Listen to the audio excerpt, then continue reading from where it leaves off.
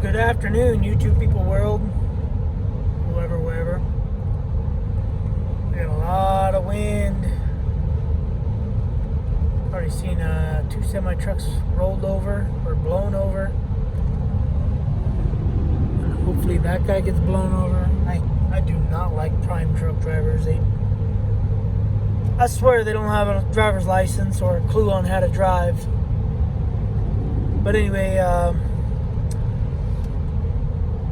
on like a camping trailer and a pickup truck were scattered all across the road. It's pretty windy. See all the clouds and all the attractions, as that sign said. But I'm hammering down. I just wanted to do a little update video of what has happened, what's going on, what I did for work, what I didn't do for work. Anyway, if you guys know, I went to work 2 days late. Not late, I just took 2 days of vacation. So I got to work on Wednesday night. No big deal. Thursday, going to work. Do a day's worth of work. Friday morning, they come to me and tell me, hey, you're the only one on our group that has a hazardous endorsement on your driver's license. And I was like, okay. He said, so we need you to haul a big boom truck with a fuel cell, with fuel. And I was like, okay, that's fine, whatever. Just as long as I got placards, combustible or consumable, I don't remember what it is, consumable placards, 1993 placards. Anyway, I was like, okay, as long as we got that. And he goes, well, and then you got to bring a couple attachments, front end loader bucket and front end loader forks, and we have a thing called a speed swing. It's basically like a little front end loader, but the front will rotate. The bucket can rotate and pivot. It's called the speed swing. That's what we call it. I'm not sure what the real name is. And it sits on the tracks. So it sits on the tracks and boop, boop, does stuff on the rail, train tracks. So anyway, I'm like, okay, well, that sounds like a lot of weight. And he's like, no, the boom truck can handle it. It's good. I said, well, our boom truck's pretty heavy as it is. It's got a big national boom on it, crane, whatever you want to call it. And so anyway, and then they decide, well, then you're gonna tow a trailer behind it too. And I'm like, well, you can't tow a trailer with that truck because it's a pintle hitch, it's a little D-ring hitch on the back. And I said you can't tow it into California with that style because of the farthest rear axle has to be so many feet from the pintle hitch in order to tow a trailer into California. Anyway, I just told them that you can't tow a trailer in California, so that's not going to happen. They're like, okay. So I'm not the truck driver. I have Class A license with all my endorsements except for passenger. So I'm just a backhoe operator on this group. So they tell me, yeah, everything's going to be ready. Truck's going to be weighed, scaled, organized. It's going to be, the weight distribution's going to be perfect. All you're going to do is Saturday, we're going to take you and your car to Albuquerque Airport. You're going to drop your car off. We're going to bring you back. And you can either leave Saturday night and bring the boom truck to California, or Sunday morning. And they said all you're gonna have to do is jump in it, look through the registration, insurance, all the hazmat permits and everything, and then check tires, straps, check everything. My normal stuff I do, my pre-trip stuff, and then you can go head on out. So I get back from dropping the Audi off at Albuquerque Airport, Get back, and I'm looking at the truck, and the back of the truck is squatted like this. And I'm like, man, those airbags they must not have let the air recharge. So, anyway, I get in the truck, I fire it up. There's a gauge, like in the center over here. Basically tells you the percentage of weight you have in the truck from 0 to 100%. I'm assuming it's in percentage. And that thing is pegged at 100. And so I get out, I talk to the guy who's setting everything up. And I was like, he's not the supervisor, he's just we call him a timekeeper. He puts all of our time and all of our, pays us, all that stuff. And I tell him, like, hey man, this truck's way overweight, dude. And he's like, no, it's not, you'll be fine. I'm like, no, dude, it's way overweight. Look at the gauge. And he's like, oh, you can't go by that gauge. That gauge is always wrong.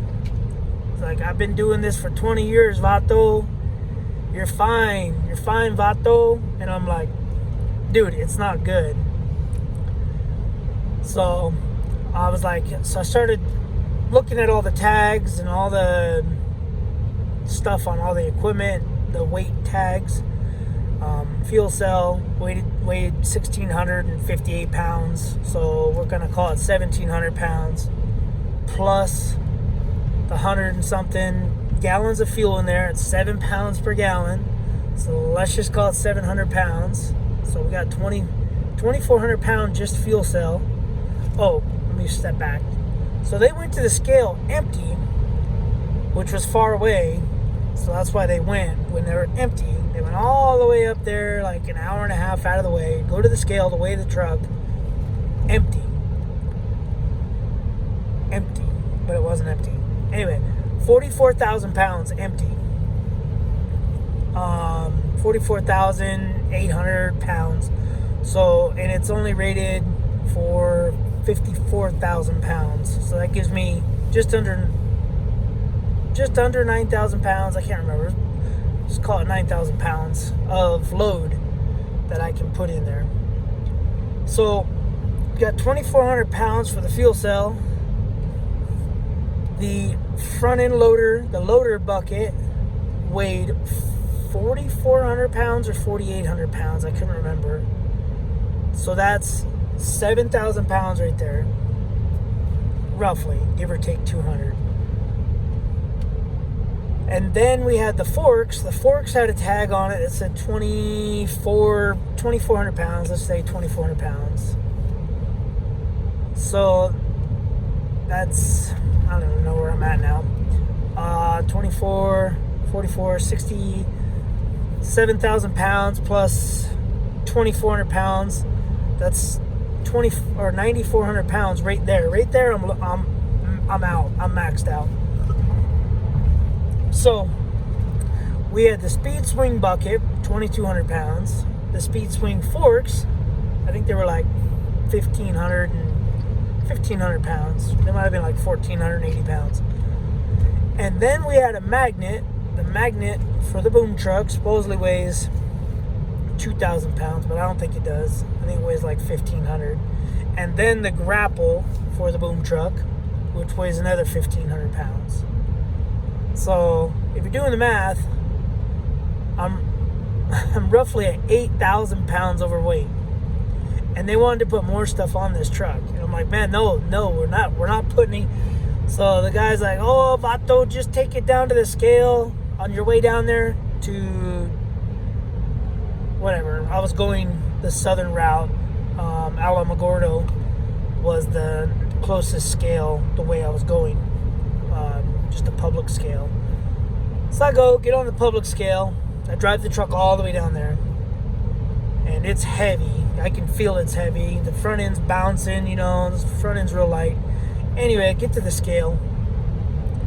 Sure enough, I think, what was it? 63,800 and something. Basically 64,000. No, sorry. 59,000 something. So I'm 8,000 pounds over. I can't remember what it was. I had all the slips. So I called that guy and I'm like, hey dude, I'm 8,000 pounds over. And he's like, there's no way you're 8,000 pounds. And I just sent him a picture of the slip. And he's like, man, He's all blah, blah, blah, blah. Okay, take the fuel cell out. I was like, okay, that's 2,400 pounds. He's all, no, no, no. Once you take that out, move everything forward. It'll center your weight. You'll be good. I'm like, no, that's not how math works. I mean, I get it. The weight distribution will distribute a little bit, but maybe like 400 pounds.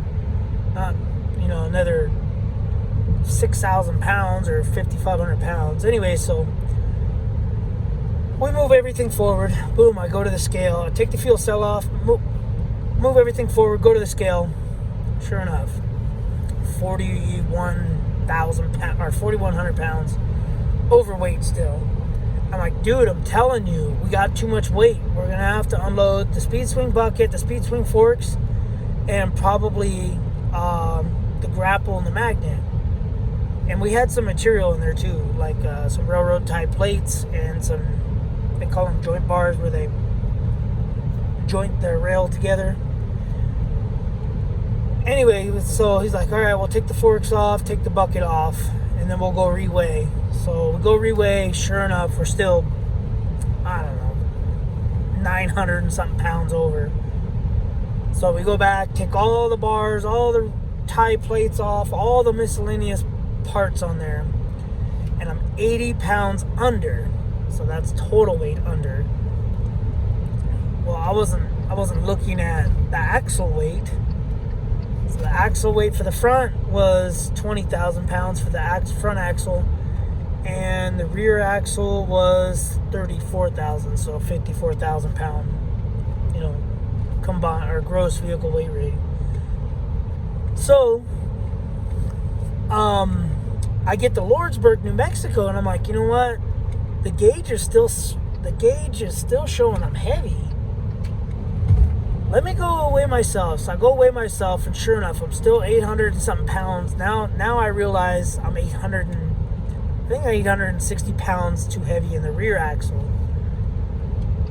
So I call him back, and I only have 200 pounds to play with in front. I was at like 19,600 and something pounds in the front. So I call him back. That broke down. Oh, jeez.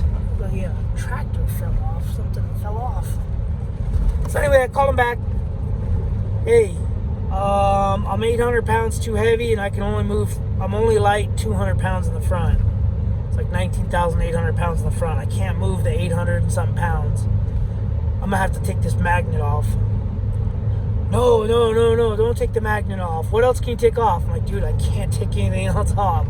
I got the magnet, the grapple, the loader bucket, and the loader forks. Do you want the loader forks off, or do you want the magnet off? Because we use the grapple a lot. That was not going to come off. So he calls around, calls our boss, our big boss. Our big boss is all mad, and then saying I'm a sissy and I should have just towed it. Blah blah blah. Keep in mind, this isn't their fine. It's my fine. So even though they tell me to take it, it's still my responsibility when I go to the scale. So if I would have went to the scales, I probably would have had like a $10,000 fine the way that they had it. So anyways, he's like, well, if you're only like, 700 pounds, just go through. And if they say anything, just start moving stuff. And I was like, no, I'm not doing that crap. So I'm like, you know what? I'm just going to unload the magnet, and I won't have to worry about anything else. So anyway, they got all mad. Went to our little yard in Lordsburg, New Mexico, and dumped the magnet and went back to the scale, and I was about 600 or maybe 400 pounds light in the rear and 600 pounds light in the front. So I was 19,400 pounds in front, and 33,780 in the rear or something like that. So it was just barely legal. And I was just like, man, these guys. So all that moving stuff around, that ate up about 5 to 6 hours of my driving. So I'm allowed to work, as if you're a truck driver, you're allowed to work 14 hours, but you're only allowed to drive 11 hours. So I was only able to drive about 8 hours, 7.5 hours, which sucked because that only got me to Benson, Arizona before my clock ran out. And so we go back, unload the magnet, we're worried about the scales, worried about everything. Well, guess what? Pull up to the scale, closed. Truckers bypass scale, boop, closed.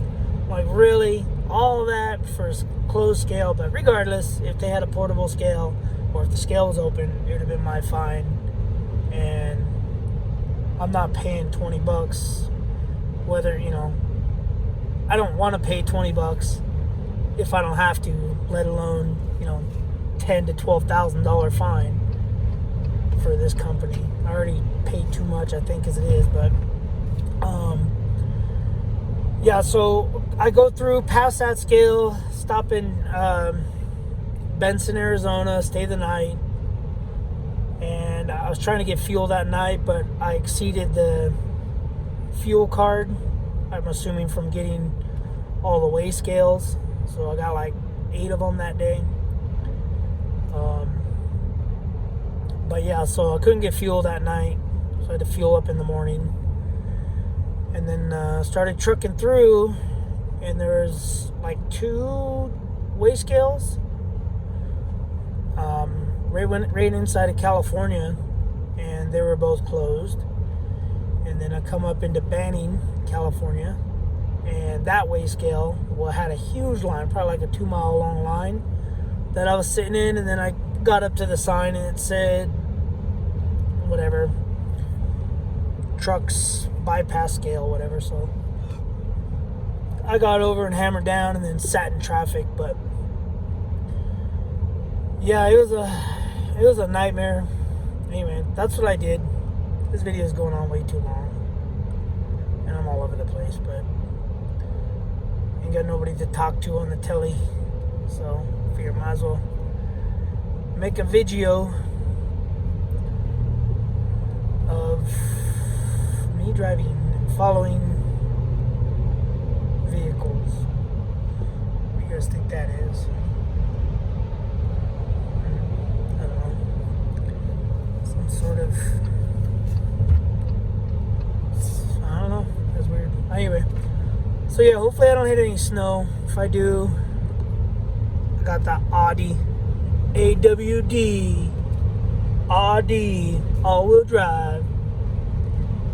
Anyway, all right, guys. So I do have the pipes for the car. If you're still watching, I got the pipes from UK, from Dark Side Development. They sent them to me, but I'm gonna have to look at it a little closer. They don't look right. To delete the Audi, and then the EGR kit, EGR delete. So I got everything yesterday. Oh, which reminds me, my wife picked me up yesterday, and then brought me home, and then drove me all the way back to Ontario to send me on my way to come back out to Albuquerque on an airplane and get my car. So anyway, but yeah, I'll be doing a video. I'm gonna see how it looks, how this down pipe looks, and then the other pipe that goes this way. It doesn't look right. It doesn't look like it's gonna fit. Somehow I might have to cut some stuff, but I don't know. We'll see. I'll do a video tomorrow or something, checking it out. But anyway, alright, I'm gonna focus on driving. I'll see you guys on the next video. Hopefully there's no snow. No snow through Flagstaff or wherever I'm going. Alright, thanks for watching. Subscribe, comment, do what you guys do. Later.